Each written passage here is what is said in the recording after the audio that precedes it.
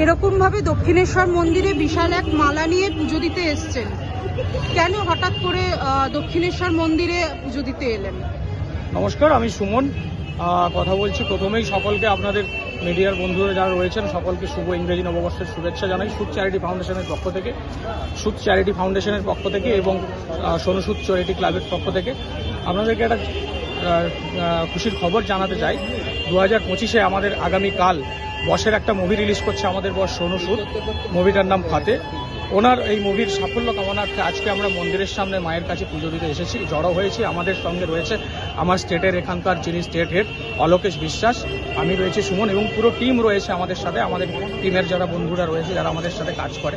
আমরা সাধারণ মানুষকে বলতে চাই, এই যে মুভিটা 2024-এর পরে 23-এর পরে আমার তো মনে হয় এত কালকে যে সিনেমাটা হবে ফার্স্ট শো থেকে লাস্ট শো 99 টাকায় সারা বিশ্ব এবং সারা পৃথিবীর মানুষ, সারা পশ্চিমবঙ্গের মানুষ আপনারা প্রত্যেকটা সিনেমা হলে দেখতে পাবেন। আপনাদের জন্যই শেয়ার করেছেন।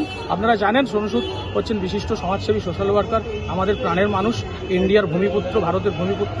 করোনা থেকে উনি প্রচুর কাজ করে আসছেন।